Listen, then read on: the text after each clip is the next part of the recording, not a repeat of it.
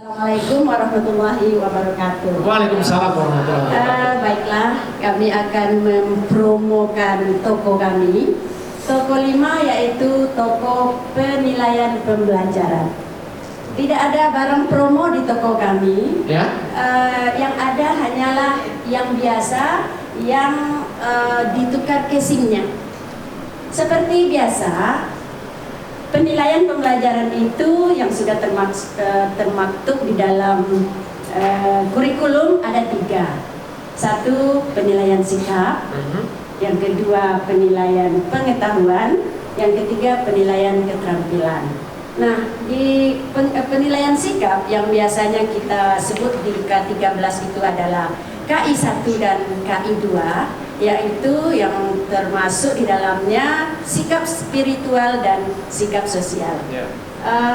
Sikap spiritual KI 1 dan KI 2 ini ada penilaiannya tentang penilaian observasi, yaitu observasi ini ketika kita biasanya ini antara kolaborasi antara guru PKN dan guru agama, tidak terlepas juga dengan guru kelas. Kenapa? Ketika sikap sosial dan spiritual ini dinilai ketika pembelajaran bisa, ketika di luar pembelajaran juga bisa. Nah, inilah yang dinamakan dengan penilaian autentik, biasanya seperti itu. Ya. Nah, kemudian tidak saja lepas daripada penilaian guru, juga kita butuhkan penilaian antar teman. Kenapa? Kadang-kadang kita lepas dari pandangan kita, sementara mereka berkawan seperti itu, tentu ada penilaian tersendiri kan Pak? Ya. Antara temannya, misalnya dia suka usil, sementara kita mungkin nggak kelihatan oleh kita, kan seperti itu.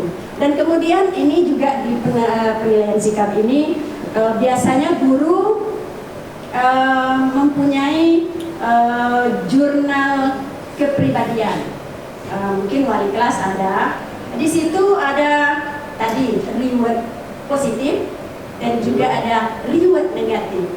Artinya, boleh lama sedikit Pak? Silakan. Artinya, kalau reward positif, misalkan nih, siswa menemukan uang, kemudian dia lapor sama ibu gurunya, "Ibunda, ada uang nih, kita catat di buku kita," itu masuk ke sikap positif. Observasi ya. Nah, seperti itu. Kemudian, "Bunda, ada yang usil, saya didorongnya sehingga jatuh dari meja." Kita catat juga, kita masukkan ke reward negatif. Nah, kemudian di akhir pembelajaran kita akan buka. Kalau saya menyebutnya adalah kitab kuning. Kita buka kitab kuningnya, mana yang lebih banyak positifnya atau negatifnya. Kemudian baru kita masukkan ke dalam penilaian KI 1 dan KI 2 yang ada di rapor. Jadi kita tidak melihat loteng, oh si A ini baik kayaknya nih. Nah, seperti itu kan Pak. Kita buka kitabnya sehingga kita itulah yang dinamakan dengan penilaian nyata atau penilaian autentik. Oke, kemudian penilaian pengetahuan. Ya. Nah, ini mungkin tidak perlu dijabarkan. Bisa penilaian itu di tengah proses atau di akhir proses, kan seperti itu Pak ya. Ya.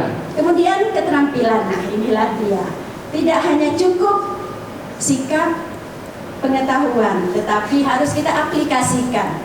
Nah, mengaplikasikannya itu ada di penilaian keterampilan. Biasanya kalau di rapor RDM sekarang ada pilihannya proyek, portofolio, dan unjuk kerja. Mungkin kita semua sudah tahu seperti itu. Demikian saja mungkin Pak. Baik, ya kita kasih applause ya. Terima kasih.